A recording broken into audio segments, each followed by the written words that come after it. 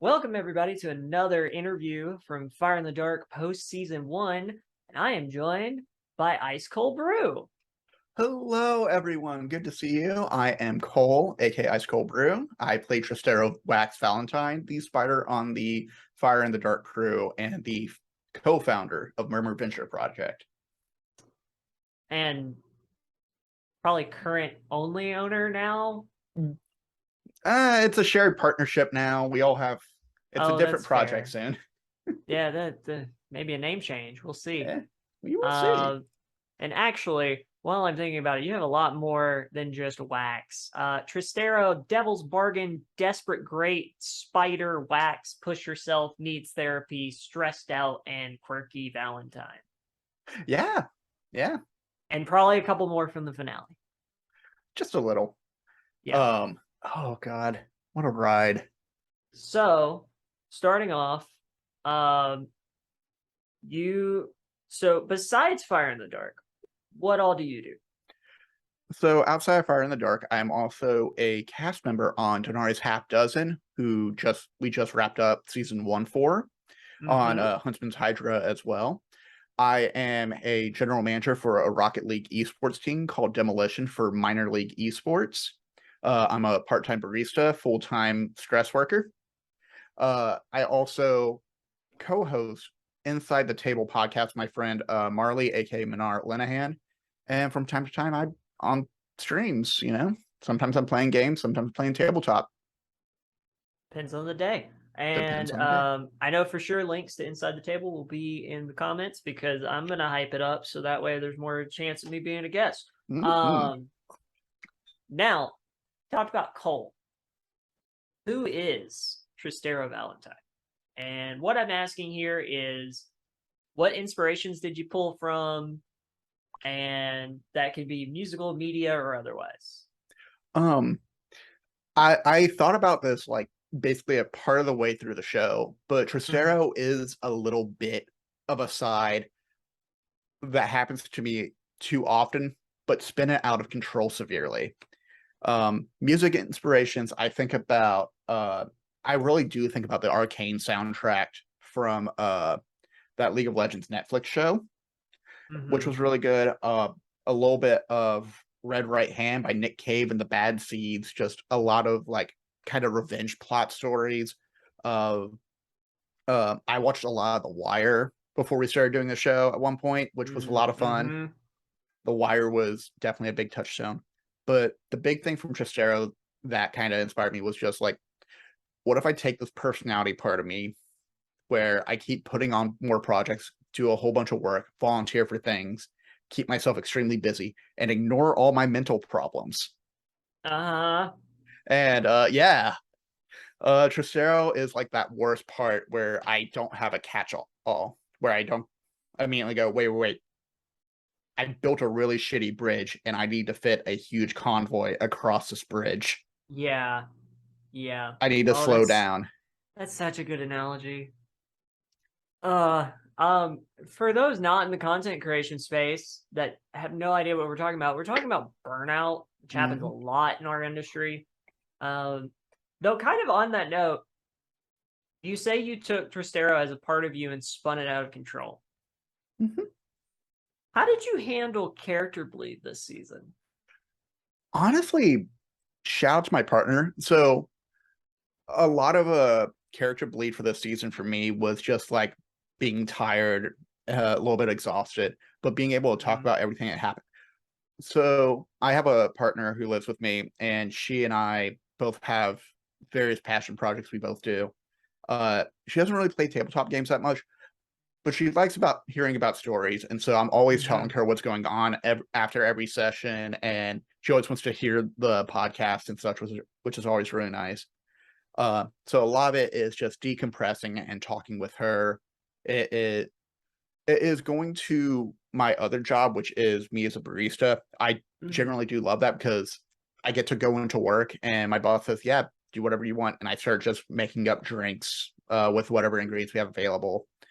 And say, hey, maybe we can do this for next month as one of the specials. Or, hey, I saw this cool thing. Can we get this product? And just working with her on that, which is, that's one of the big ways I decompress. And, you know, also hours of video gaming.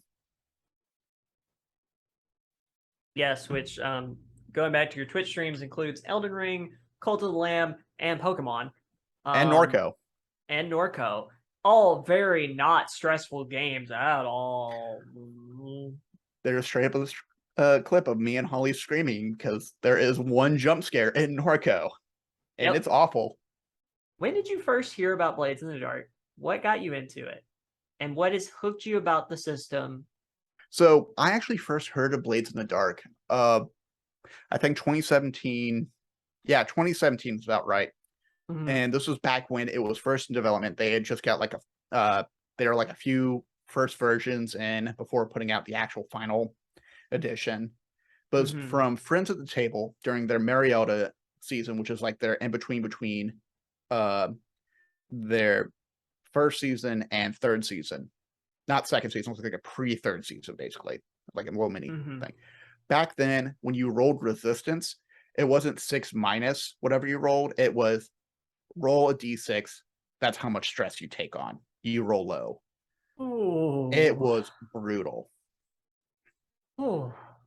And there was Yeah. like a drug component for cutters where you could take a rage file, but you had to take resist 2 different effects.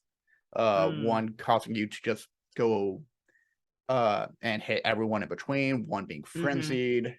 Like it was a very brutal version. I'm glad they got rid of that and kind of changed it up more for this. Yeah. Um, but what interests me about it was the GM didn't ask you to roll something. It was you kind of talk about what you're doing and you say what you want to roll. And that, I'm coming off of D&D 3.5 at that point. Yeah. And I'm like, oh, that sounds like something I would like actually. And, Mhm. started digging more into it. Played an online game at one point, kept jumping back and forth and just really got into it. What really hooked me about it too is the open narrative storytelling where it you could easily plan for consequences. You could easily Mhm. flash back to something and like the game rewarded you for that. Like, yes, you are someone who plans everything perfectly. Think of it like a heist film. Mhm. Think of it like Ocean's 11, and that caught my eye. Yeah. And from there, I fell into the rabbit hole of multiple systems. Started with Blades in the Dark, went to Scum and Villainy, which is Mhm. one of my favorites. Learned about Lady Blackbird, which was actually like a broken down version of Forge in the Dark, but had a very Yep. specific setting. From there, we can go into one of your favorites, Beam Saber by Austin Mhm. Ramsey, which has Yep. a new version out. You should go check out. Yes. Um, then we have games we actually borrowed rules from, Songs for the Dusk by Kavita Paduri and Quinn Mhm. Vega, who have done a wonderful job building a very hopeful setting versus the very dark and bleak steampunk setting of Dustfall. Mhm. And, just being able to sit in and like learn more about the. Oh, yeah, I should also mention Fathom from Matthew Gaziel and Brendan McLeod, Yep. which is a mix of Blades in the Dark mechanics and Spire mechanics. Yep. Um, and being able to play this game, find different tones for what I want, find games that Mhm. fit that tone, and borrowing different mechanics from each and every one of them, or like even getting into their discords and saying, "Oh yeah, no, this one game did this one thing really cool. I think I'm going to modify that and put that into my system." Yeah. Lancer doing that, for example, or Icon being another Yeah. example where in the very basic version, they're like, yeah, the narrative exploratory phase is basically Blades in the Dark downtime. Just do Mhm. that. And Uh, quick note, hi, everything that Cole just said is why you should go listen to Inside the Table. Just just throwing that out there. yeah, we have an episode talking about Sparked by Resistance games coming up, Mm-hmm. and should be recorded on this Monday, so it should be out this Thursday on the 25th, Yeah. depending on when this comes out. So it probably would have already come out because I have Yep, no idea when these are getting edited. you know, just go Eh, listen to Inside the Table. Pick an episode. Uh, they're all good. they're all So very like good. you'll be fine. Go listen to the one Uh about Airbud Esports. That's my favorite one. that is a really good one. All right. Now The next few questions are all pertaining to season 1, not including the finale. Mhm. First off, this question actually came from you. What major goal did you have for your character this season? I feel like for Tristero, this might be a little obvious. Yeah. The big major goal was to get Pyro off the streets. Tristero's major overstated goal was, I want Pyro off the streets so no one ever has to deal with anything I have ever had to deal with. Mm-hmm. The underlying major goal was burning out Tristero in a bright, beautiful ball of flame. The final act. The final act, yeah. That was my original goal. I wanted to speed run stress. And you almost did, having a consistent... I'm going to have to go back and look at what your average was, but I know for the first 5 episodes, 3 of them you traumatized out. Mm-hmm. Yeah. Or no, Yeah. 4 of them, because you recovered one during that. Ooh. I went right up to the wire and stopped right before crossing it over. And that's I have to give a lot of credit where it's due. Like John, Parker, and Rue, all of them playing characters who like saw Tristero getting into trouble a lot and going, okay, hold on, there's something wrong here. Can we talk? And Tristero being like, nope, too busy, gotta work. Yep. And they just dragged you out of that, and it was so good to watch. God, I think that goes a lot into just table chemistry and investment in everyone's story. And just like the different ways to convey that across the table. Because Tristero's end goal eventually changed because of what people did for him. So speaking of, we've talked about your original expectations for your character. How did it change? Yeah. Tristero, a lot of like the conversation and one of the big parts of just talking with Jamie as Mother Naria, who was basically Tristero's vice dealer.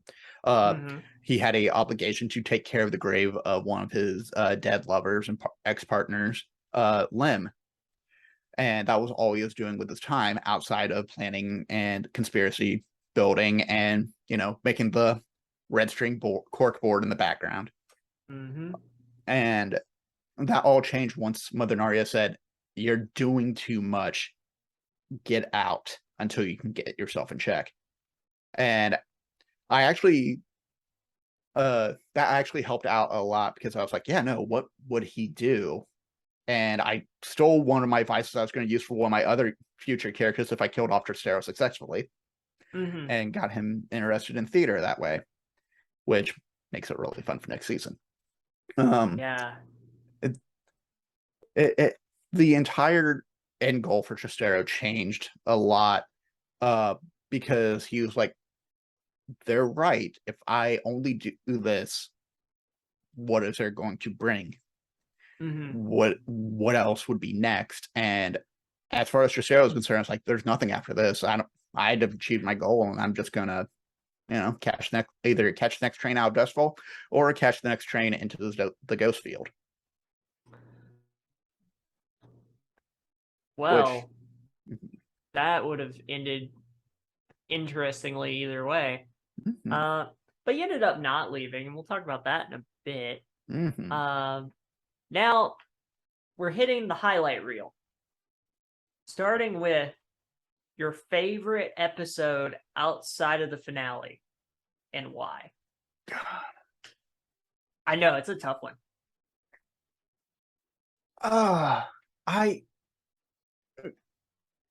very specific clip I want to take. I want that clip of your character, Wick, dressing down Tristero in the sewers after Tristero's like, I'm giving you this job, and Wick being like, no, that's not my job. Let them do. I'm paying you, actually. Yeah. I'm paying you, asshole. Think about it. I think that's one of my favorite highlights for sure. Actually, that might actually even be my favorite episode, because that moment with the getting very close to stressing full on out again. I was back down to 2 scars, 2 quirks. but being very close to the edge and saying, "Yeah, no, I'm going to roll resistance on this," after setting the entire building on fire. Yep. And it's one of my favorite things where like this dice tell a story and like support something and crit on for that resistance roll. Also, isn't that the same episode you did lose your vice purveyor? I think so, yeah. So yeah, I think episode 6, just by moments alone, is like the Tristero episode for me. Because I talked about this a little bit with Parker.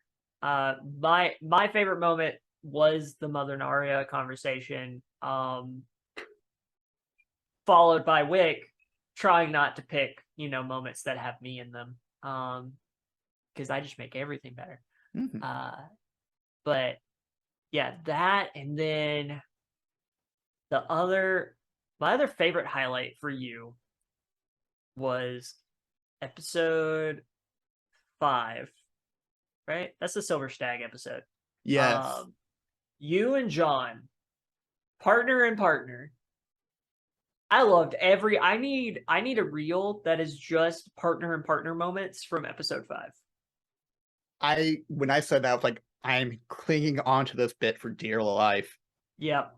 I will say episode 5, definite highlight moment with partner and partner. Low light moment.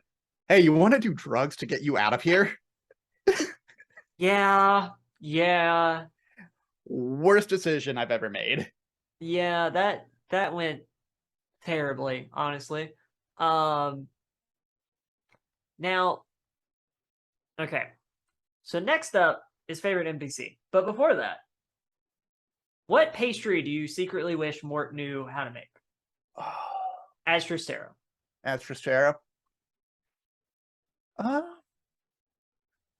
So there is actually a coffee shop here in Austin that does these like really delicious pillows. They're like they're basically empanadas, but like a little bit thicker, and they make them with cardamom cream. Ooh. And they have like cinnamon sugar on the outside of the pillow. Mort should make that. Ooh, that would be so good. Oh, it's so good. Here's the problem. I asked this question and I immediately want the thing that people talk about. I'm going to get it tomorrow morning. I've gotten it 3 days in a row so far. That's so valid. I need to make something is where I'm at. Now, also, the pastries Parker has made on stream at one point based off a description from Jamie. I also need a cookbook of all the different foods we talked about, because we've had a couple different instances. Lemon bars, beignets, whole bunch of good stuff. Favorite NPC from the season, not including the finale. I really love the energy from the flock and Lord Skurlock. Just I think I was making the joke in Zoom chat the entire time when we got to meet the flock of just Lord Skurlock and his wife going, "Hey, we like your vibe." Just putting that energy out the whole time. That's the fucking name of the episode, Cole. I know. It's just vibes. Oh. So they were just so good. They were so threatening. And I still remember episode 2 of like a different kind of storm than Echo, walking into the house and then going to the backup house. I think going back to the highlight question, that is also one of my favorite highlights. It's like, hey, we know we're about to get raided. What if we just had a decoy house? Does Tristero regret any decisions he made this season? The drug thing on the drug Silver thing Stag. in episode 5. Okay. I think breaking Mother Naria's trust, both in episode 2 and also when he lost his vice. In episode 6, yeah. Yeah. Also, I did that weird thing where like Tristero's crying to the weeping lady. I kind of wish I ran that back and more was just having Tristero cry out to the open air and had Mother Naria in the background hearing that. Yeah, that was one of those things. I thought it played out really well, but I see where you're coming from of like, yeah, I would have framed that a little differently, which it is always nice about looking back at these. Yeah. like, storyboard version being very different from what I would actually want the final version to be. Yeah, exactly.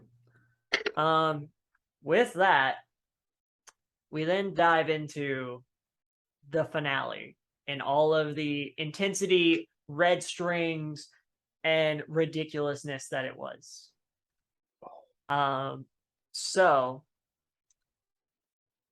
your main goal going into this was to burn it all down. That is a quote from Tristero during the episode. Mm-hmm. That worked. Yeah.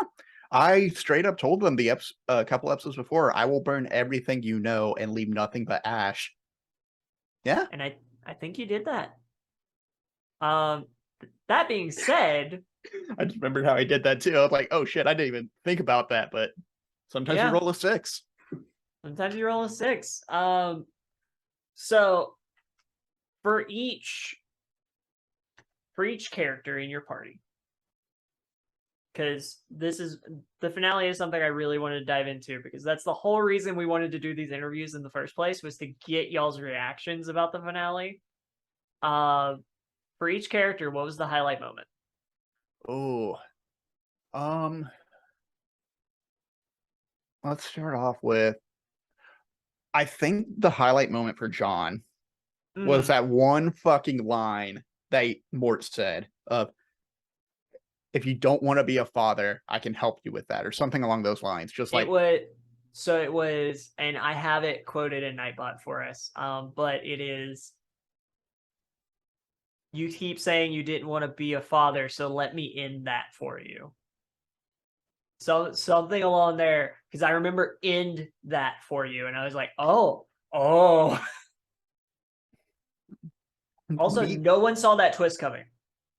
No, we had no idea. No. But like, it makes sense kind of in the long run. Like, yeah, why did the hunt get so interested in John? Mm-hmm. We would think, oh, it's just because of the spoon and found a prey and helped him out.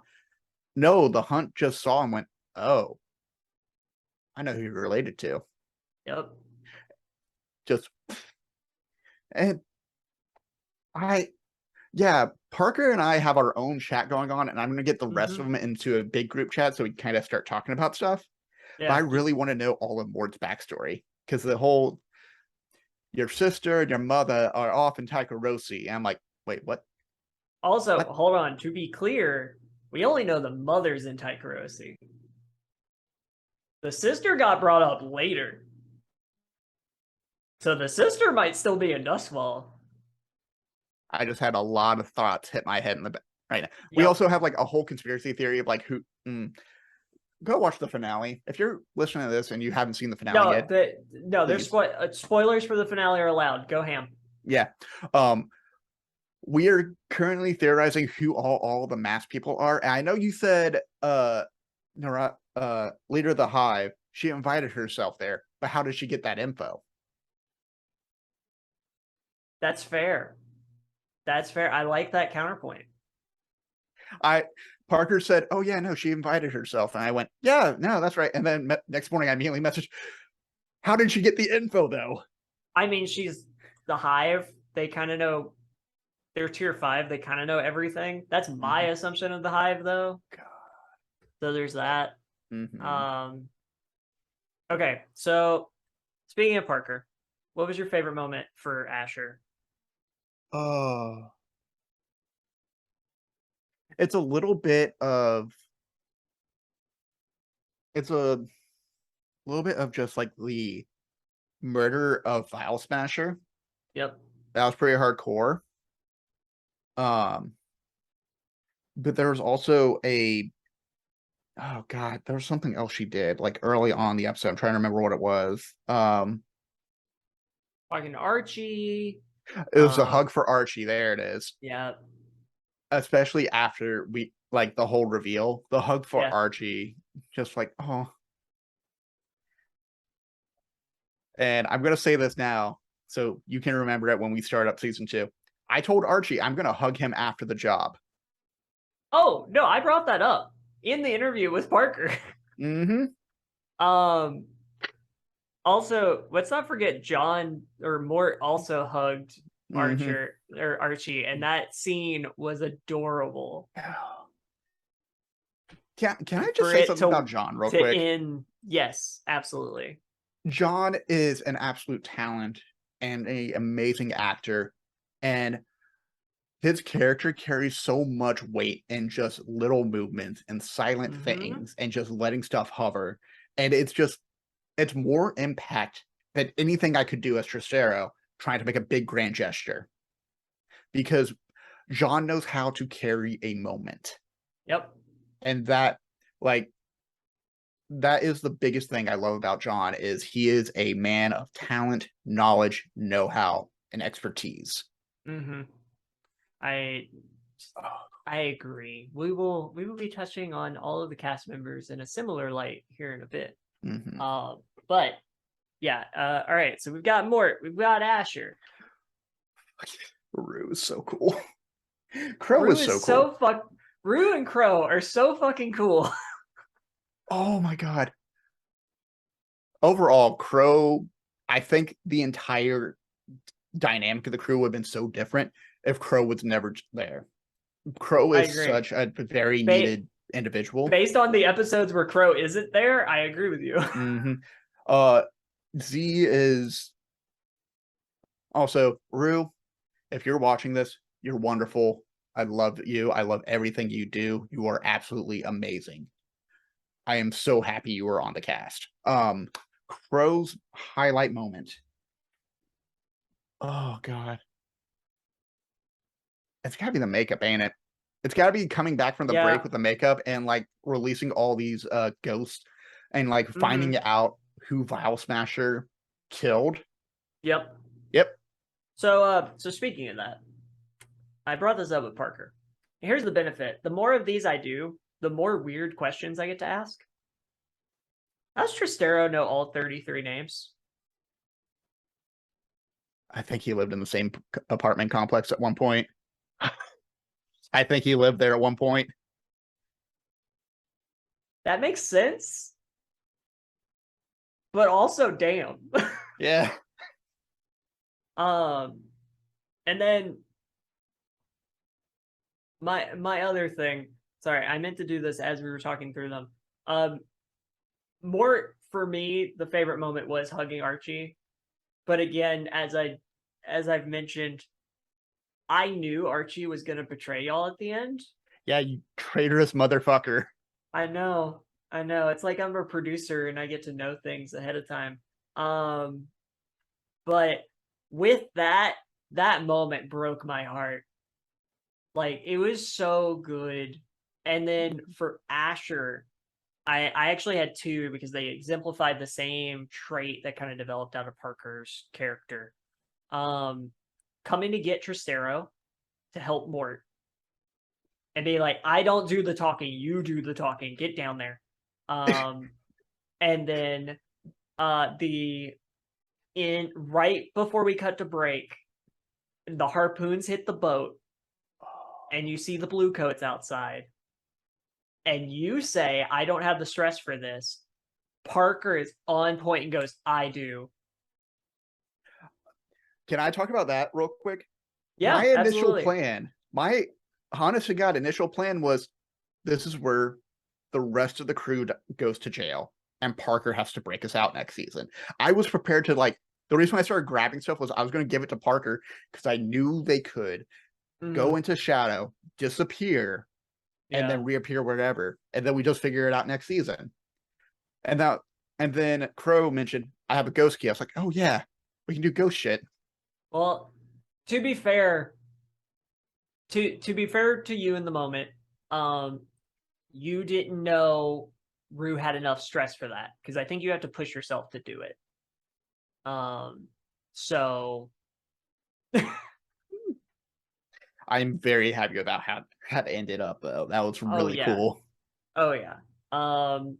And actually, we're already here. Let's talk about these final few moments of the Oh god. finale. And my enjoyment, which I don't remember if I brought this up to decompress, was the moment I could tell y'all were no longer paying attention to me. Because the entire episode, y'all have been watching my tells and are like, Brandon, what are you doing? What are you laughing at right now? You were all so entranced by Archie's speech that you didn't see, or the time stop thing that happened right beforehand. You did not see the smile that had creeped across my face as I knew what was coming, because the start of that scene is what I had heard already. Oh God, what a fucking cool thing too. I I think I was never more in touch with my character than in that moment where I was just like pissed as all hell, and you could like see me actually chewing on the inside of my mouth, trying to go, okay, what do I do next? Just do I get to move? Is there going to be a breath in the moment? And there was a like the last few lines, I was like, no, I don't get that breath. I'm not going to have this moment. What do I do with this now? You sit on it until season 2. Yeah, basically. I know we're doing a time jump. I have an idea where Tristero's going to be, but also it's going to depend a lot on session 0. Yep. Which God. for those who haven't heard it yet, we do session 0s for each season, because people change and they deserve to be able to resubmit consent forms or talk about what they expect with their characters going into the next season. Good thing to do in your campaigns. You should do one about every couple months or something. Yeah. But with that final speech. Oh, hold on. Actually, before we get to that, favorite moment for Tristero? Oh.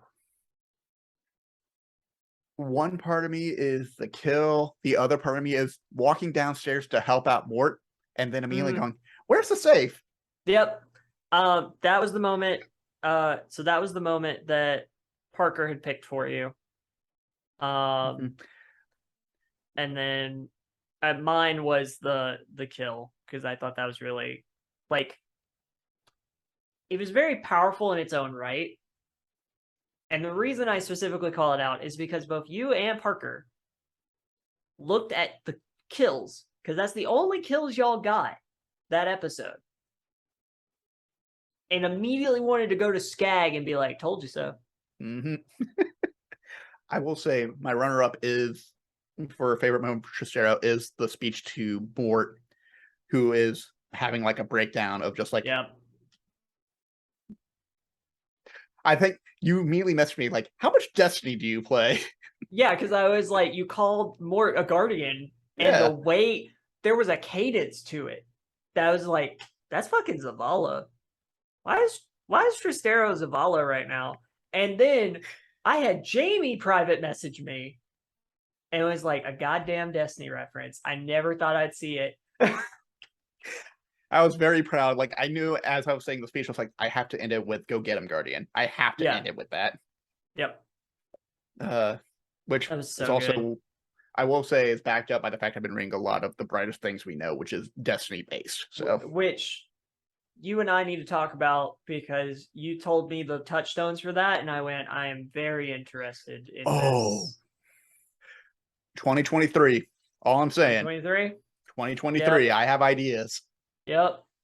So we'll go back to the end of the finale in a minute. Because the other thing I wanted to touch on was we got introduced, and you especially got introduced to these characters because you had the dossier going into this.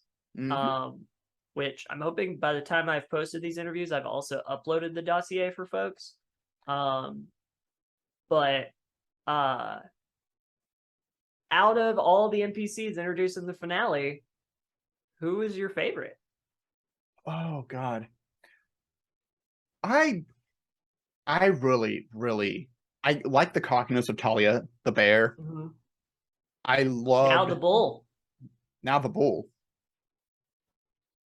Good to know. Yeah, she was wearing a bull mask. Oh, I made note of that. Oh, I don't know why I thought she'd be another bear. But I really just love how fucked up and absolutely unhinged the burn demon was. Like, absolutely just out the gate wild and just very wrong Mort's father felt. Yep. It's just like everything you were saying, everything you were doing feels terrible, and oh shit, Mort's going to become that in the future. Maybe. Listen, I heard the phrase from the Hunt. Well, that's if. Okay, quick conspiracy theory side tangent. That's if Mort keeps. There might be a way to get rid of the Hunt's power. Is my understanding. Because otherwise, yeah, it's going to be Mort's running from the Hunt until he's like corrupted from the inside out. Mm-hmm. I mean, we have the brand, but I think it's going to be But more there's no in depth. mark. Yeah.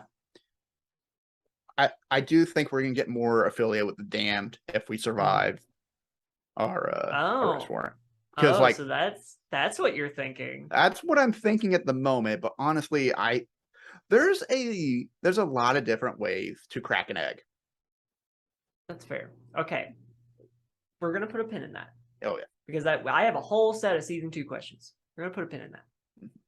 So coming back to that final moments on the boat and then on that rooftop, and as we pan out on the city of Dustfall, an entire military base and 2 boats on fire. How does Tristero feel about Archie now in the wake of everything that has happened?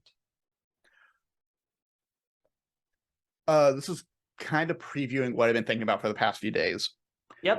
And what I think will be carried over into season 2, unless something dramatically changes. Tristero feels kind of sad for Archie. Okay. Because what Tristero took away from the conversation is Archie wants to burn everything down, which is exactly what Tristero just did. Yep. Which will go into the next question about how Tristero feels about Pyro and the firebugs. Mm-hmm. And Tristero thought he would feel something after this. And he doesn't. He doesn't feel a thing. Nothing has changed. Things are still the same. There's just now a power vacuum in the middle. I think Tristero kind of pities Archie a little bit. In the very beginning, like during that whole speech, he was pissed because this is something he thought he had a close friend in, that he felt confident in. He was excited to go see what's it called? Hold on, I have it written up somewhere. Oh, the play? Yeah. The something Poppers. Pride and Poppers. Yeah. He was excited to go see that with him and Anya. He was like, Tristero was legitimately excited at the fact that, like, maybe I can find other stuff. And now knowing Archie is doing something Tristero has done, which is work himself, coldly calculating, conspiratorially, pulling people together. And now Tristero's just like that. Oh God, I really am like you. You are. Yeah. Didn't Archie say that at some point? Oh yeah. Yeah. That first off, I agree completely. As if I was in Tristero's shoes, that's how I would feel. Second, that's such a drastically different answer than I got earlier this week from several people, and I love it so much. I'm gonna throw an extra one in here. How do you feel about Anya right now? Archie's wife. We didn't get to see Anya on screen a lot, but I like to imagine that Tristero did feel pretty close to her just because she swung with the whole decoy house idea so quickly. Yep. And, there would be maybe another life where, like, Tristero learned from her on how to plan events and be a, whatever her role is in the game. I forget what it is. I think Tristero is curious about what Anya is thinking. If she is as involved as Archie is, which there's no doubt that she is. Yeah. I think they cannot be as close as they are without her also being in on the deal, which means there's something else going on too. I think that's fair. He's curious, and if he gets the same answers as he did from Archie from Anya, then it would turn into pity as well. And just like a deep-seated melancholy of like, is this what all my crew and friends felt like when I was going off the deep end? You'll see. Yeah. I'm real excited for season 2. I've already told Parker like some of my hopes for the end of that. So ending our notes on the finale before we go into season 2, because I am really excited to talk to you about that.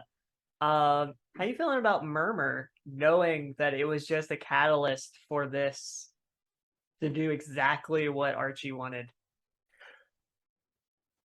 I think it's just like the same way most medications have, like, they can also be used for terrible things. I think Tristero still sees a good product in Murmur. And so to kind of preview one, I have a whole multitude of long-term projects I want to do for season 2. One of the ones I really thought about doing is I want to get Murmur, because I'm hoping we're still producing it. I'm hoping we still like gave the plans. We're just not. Well, so if I'm remembering the finale correctly, the warehouse that Murmur was being produced at is empty. So that means all the tools are gone? Which means we have a lot of pissed off crews that I'm going to have to worry about next season. Maybe. That's a lot of money for the Hive.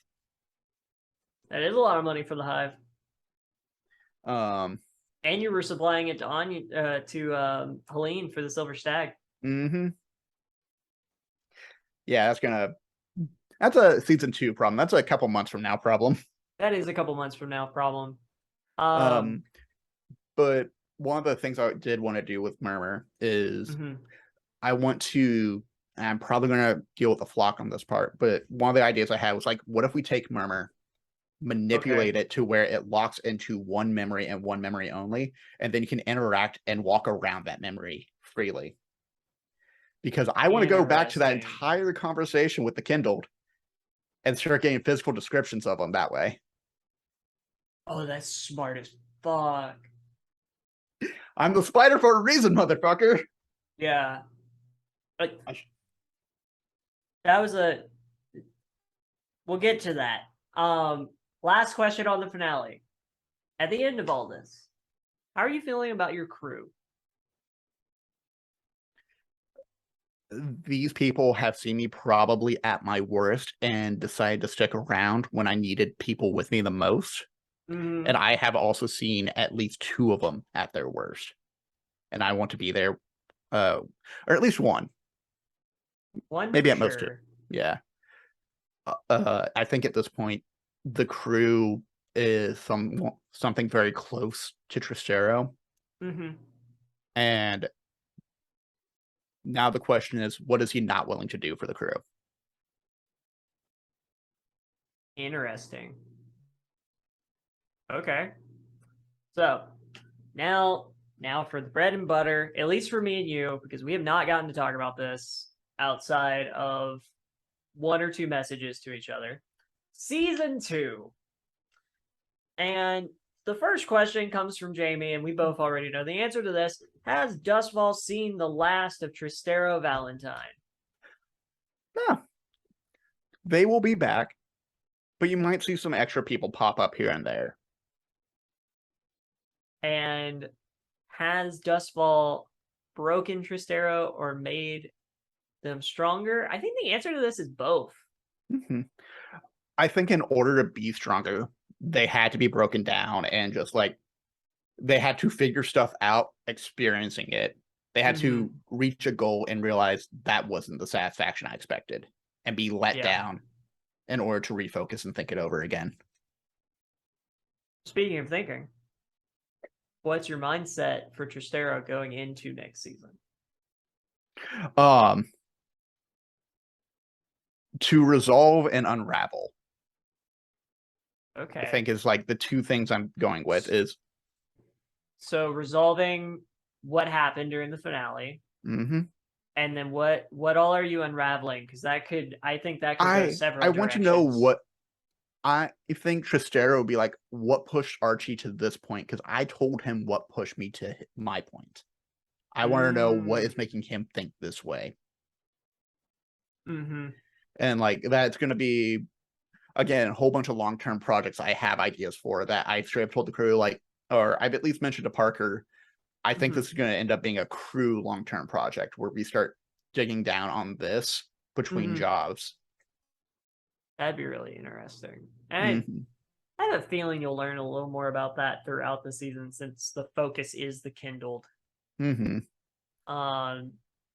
So then we've played a whole season of Blades in the Dark. What do you want to see more in the next season? I definitely want to do at least one demon killing. At least one. But one thing I was trying to do was, as I was like trying to write out, okay, if this happens, this is what Chistera is going to be doing during that 3 months. This is where we're going. I started looking at all the districts. We have a socialist anarchist movement in Dustfall. Did you know? Do we? Yeah, they are currently working on getting equal rights for Scovelenders. Oh, yes. Yes. And there's another union worker who is being threatened by a whole bunch of factories who is working on getting unionized factory workers.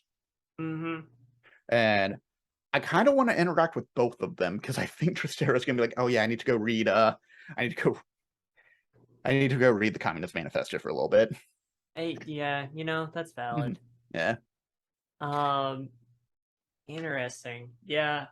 So, okay. And then obviously you want to see a transport job. Oh, definitely. Yeah. More goats. More goats. Actually, one other thing is I really want to see in the next season as well is more weird jobs like that second episode one was, and more like interaction with the crew and being like caught out in very awkward moments of just like dealing with family or I do want the one joke job to be we have to help Crow get papers to the professor without the professor noticing or something like that. Oh, that would be funny. Now, hey, hold on. We're going to go between season 1 and season 2 as we're talking about this question because you say weird jobs. You say episode 2, which was the party.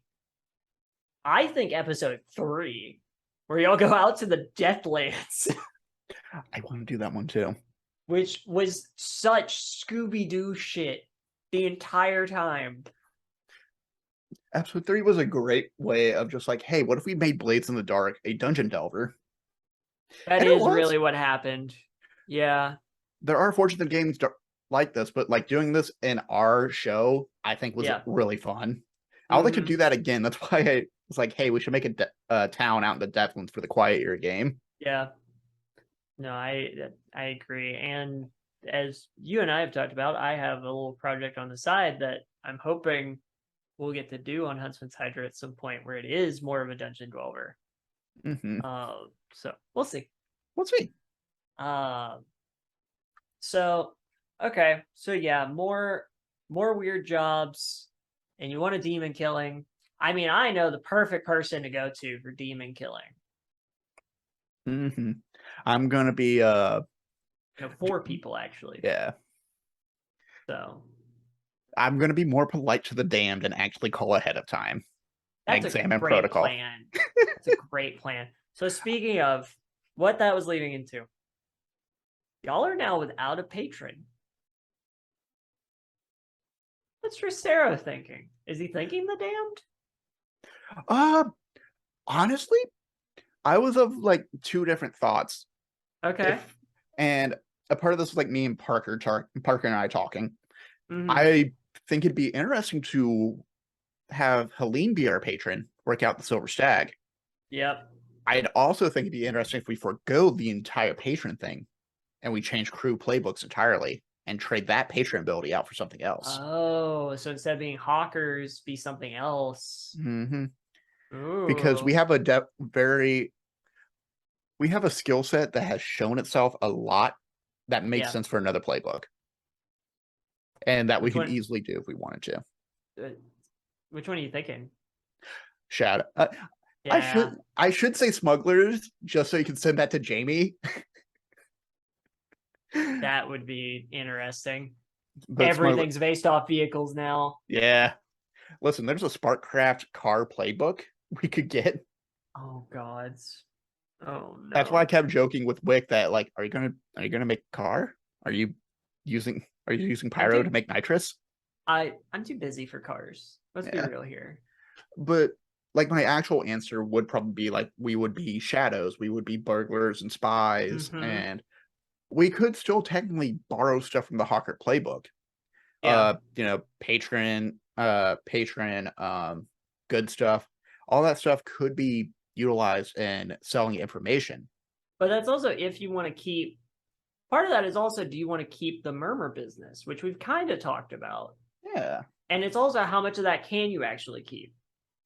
Yeah, because we actually don't know the formula ourselves. Yeah.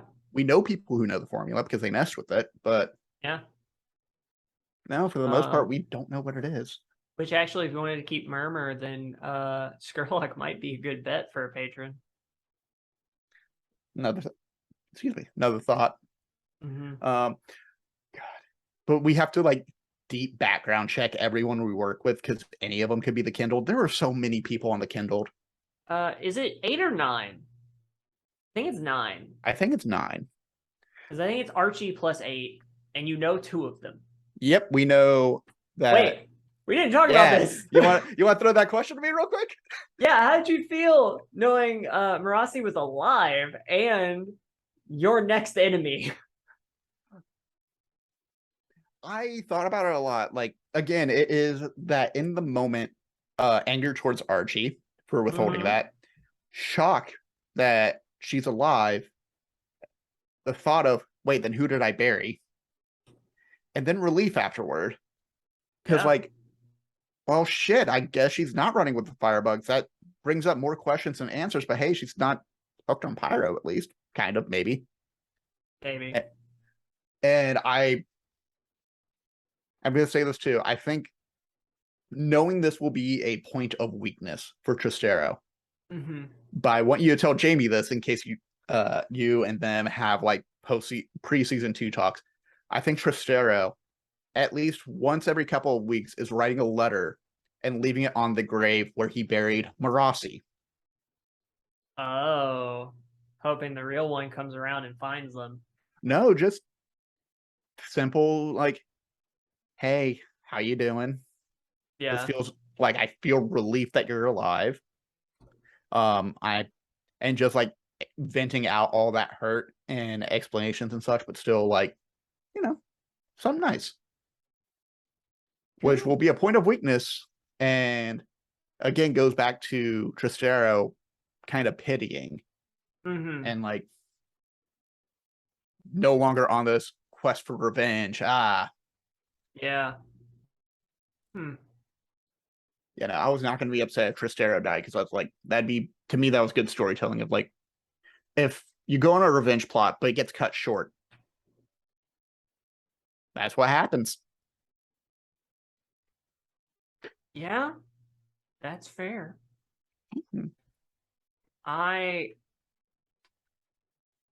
Just everything that came out of Tristero's backstory this season was really good, which I know it was kind of on purpose considering it was a very Tristero focused season.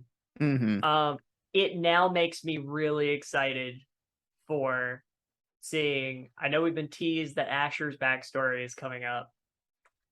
I'm also hoping we get to see more of Mort.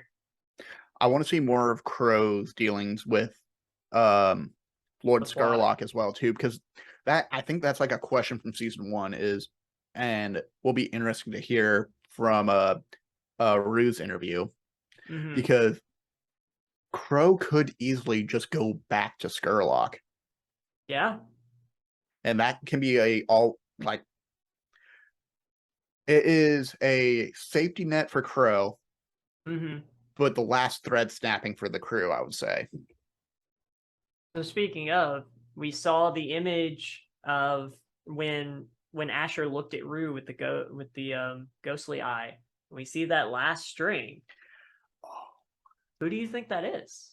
It's gotta be Skurlock. Like, to me, that makes sense because Crow flew from the nest but was never really let free. I think Yeah. Skurlock has been watching him the entire time. Fair enough. We had 2 guesses so far. We've had Skurlock and we had Archie. That was the other thing too. Because Silas was very much involved in all of Archie's stuff outside of the criminal activity. So could have also been Based on Archie's the book. favorite TA. Mhm. Here's my reason why actually. So of everyone in the crew who is most likely to flip on the crew, it would also be Crow, Yeah. That's fair. which I'm real excited in season 2, just like finding out more about that. Because I know a little bit about what Parker's thinking with Asher. Yeah. I'm really interested to find out what John is thinking with Mort and what Rue is thinking with Crow. I really want to like dig into their heads, be like, how do y'all feel about this? Because I think Tristero's going to be like very plain and open, like, he's me. That's all it is. Yeah. That's fair. Now, so last question on season 2. Looking ahead, what is Tristero's new mark that he wishes to leave on Dustfall? What do they want to be remembered for now? Do they want to be remembered? I think it's that. I think Tristero wants to be just like a whisper of Dustfall, just left in the That's wind. a different playbook, Cole. What do you think I'm digging into next? I'm kidding. Yes, I would like to take the Tempest ability. I would like to attune with Ghost more. Okay, but you would have taken Wick's advice to heart. And yeah, I would have done Ghost about it. Oh my god. But just be a whisper, a faded breath on Duskfall. Yeah, because I think, despite how Tristero feels now, I think Tristero's going to look back and be like, actually, it could go another way too. I think Tristero's big thing is like, I personally do not think I left a good mark on the city, but I think the crew I have can and will. Interesting. Okay. I'm really excited to see that. I did remember one question that I meant to ask during the season 1 part. And this came up with Parker.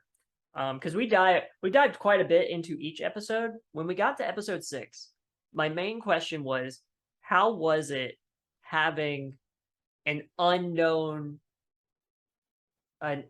force in the party? Like having Wick join for a heist. That is now a chaotic element you've added. And what I'm really asking is, how did it feel having a guest in your crew?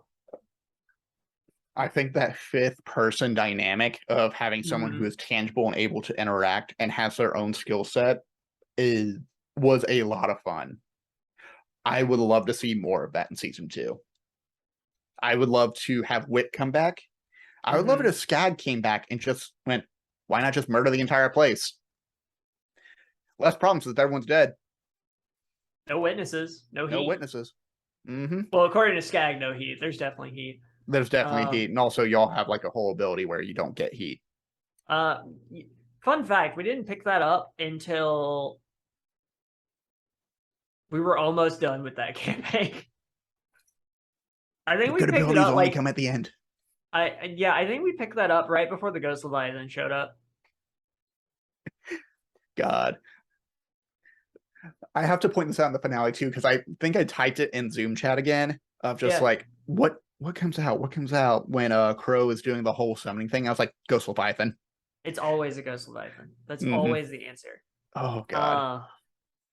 For those who don't know, even though I've talked about this on like 5 different streams at this point, the Damned are actually Jamie and I's home or online Blades in the Dark game.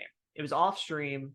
It was myself, Jamie, Punkle Nix, and pronouns in my bio, aka Sam. Mm-hmm.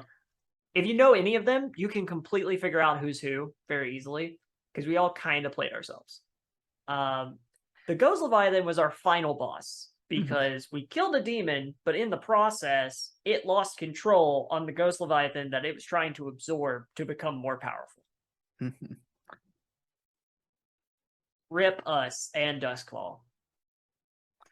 We should say that game was GM'd by Pulsar. Yep. That was GM by Pulsar, and which you can see his amazing talent over on Denari's Half Dozen with Cole. Mm-hmm.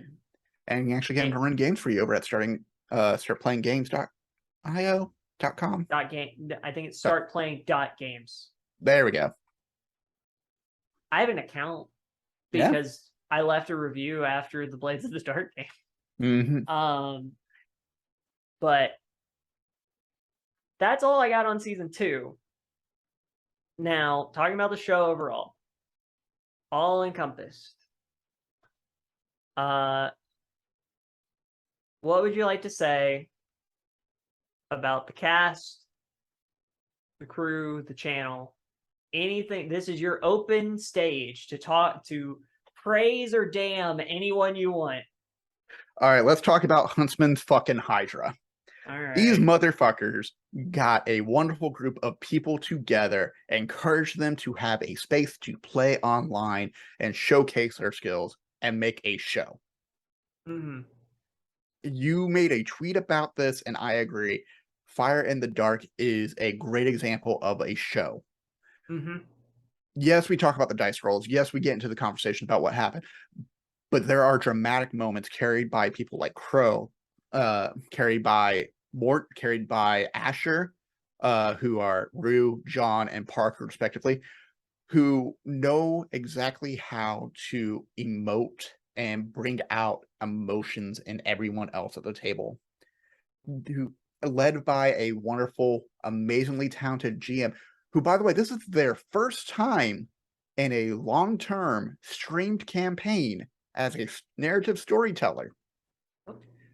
Jamie knew exactly what threads to pull for each and every character to make them go, and you can look at this every time you look at the VOD of they mention one thing and you can see at least 1 to 2 people go, oh shit.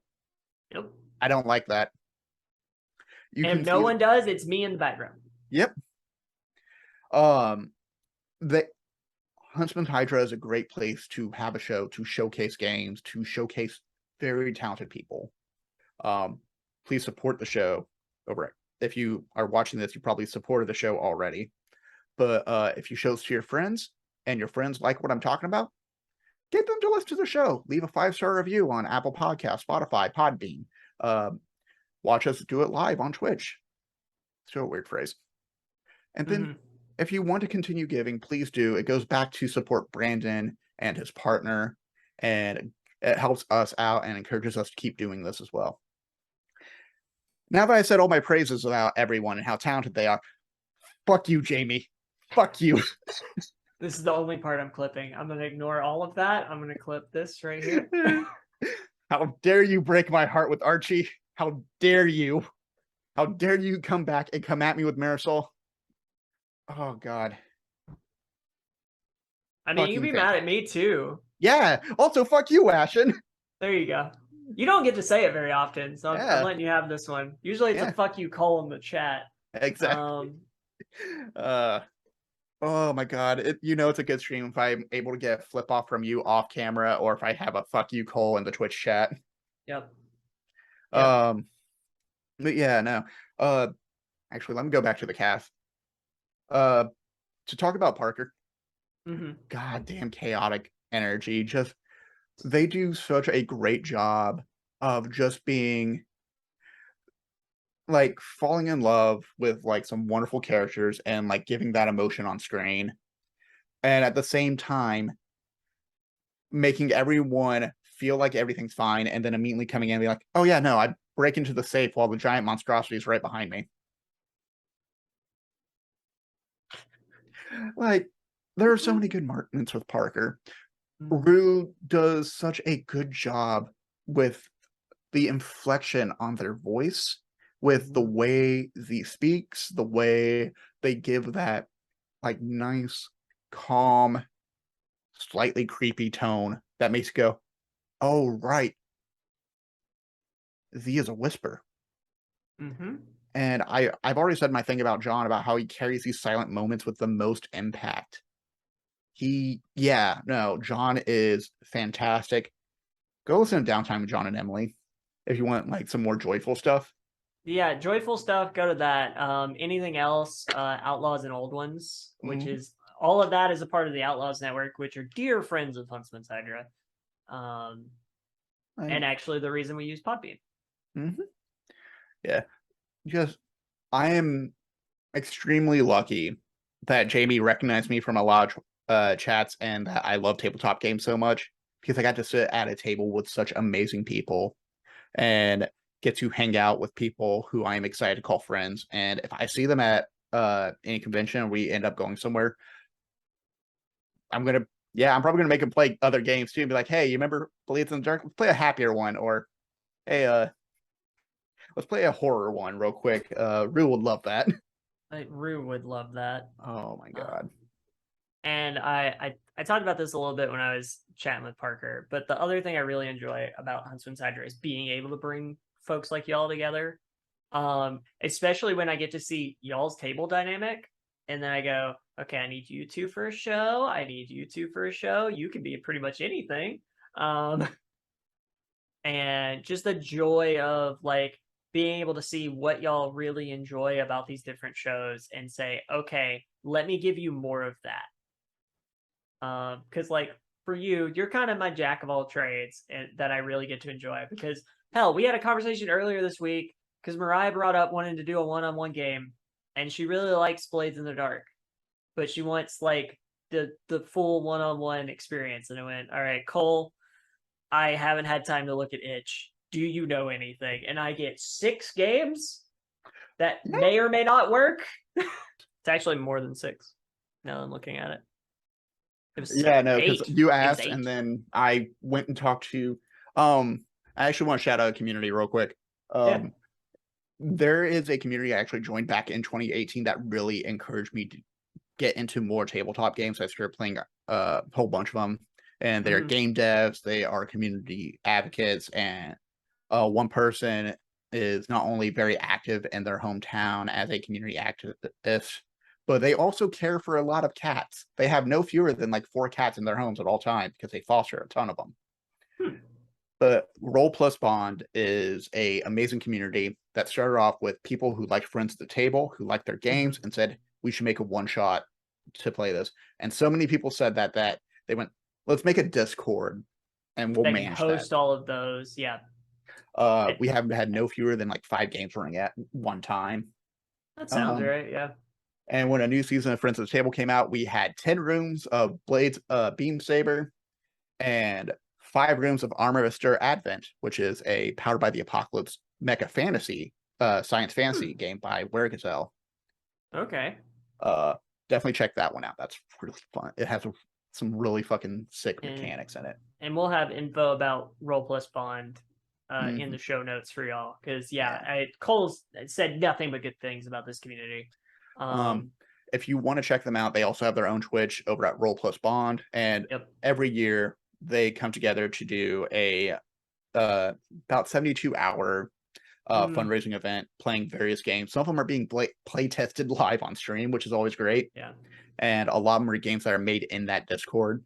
We got like Austin Walker, and they're running Beam Saber. You got Briar Sovereign running Armor Astir Advent and things. The brightest things we know. And you get like really cool, interesting, eclectic games from time to time, like Habits of the Common House Ghost, or there was one about Jam. I remember there being a Jam game.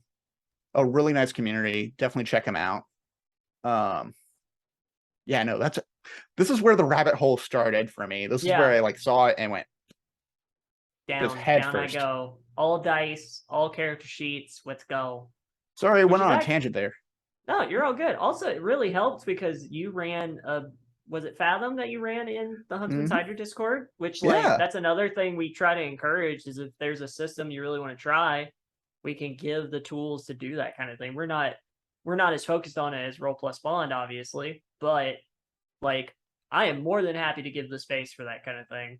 And I know I'll be doing it when I'm starting to play test a couple things. There is one game that is out now called Ryne, which is based off like Shadow of the Yep. Colossus and such, Yep. and it's a Powered by the Apocalypse game about living in the bones of gods and giants, like on the backs of them. That game came out as a concept back in 2018, and now has an Indiegogo. Yep. Like it's also, yeah, you need more spaces like Huntsman's Hydra, like Roll+Bond, like a whole lot of spaces where like they encourage you to kind of work together, test out some stuff just to get a feel. Now, I did have one more closing remark question for you. What does Tristero have to say, if he could say anything, to Archie right now? As of right now, which I'm assuming is still like a few minutes after the time freeze of just, it would be. Sure, and you can include all the thoughts you had this week. You've had time to stew on it. Yeah. It would just be, Archie, I am upset right now. I feel like you broke my trust. But if there's a chance I can come find you and we can talk, I'm gonna pay you back everything you ever paid for me. I owe you a hug. I'm still going to see that show in 3 weeks, motherfucker. There it is. There it is. I'm really hoping that's the first scene. I know the time skip is probably gonna be longer than that, but I would love to cut back to the 3 weeks after, where all of you show up at the box. Well, no, what happens is like we see that scene and then the show plays every month, so we just keep going back there. That's fair. Yeah, that's fair. With that, Cole, thank you so much for joining me this evening. Thank you. And being a part of this game, because you talk a lot about how this amazing crew, but that includes you, motherfucker. And I've really enjoyed having you on Huntsman's Hydra, and especially on Fire in the Dark as Tristero motherfucking Valentine. Put that last name underneath. I might have to. Yeah. I'm running out of room on that shirt. I'll let you know. Make the font bigger. Have it just stretch all the way around. No, make it into a tube top. No, maybe. Cole, thank you so much. One final shout out. Go check out Ice Cold Brew on all of the things. And Inside the Table. All those links are in the description below. And see you next season for season 2 of Fire in the Dark.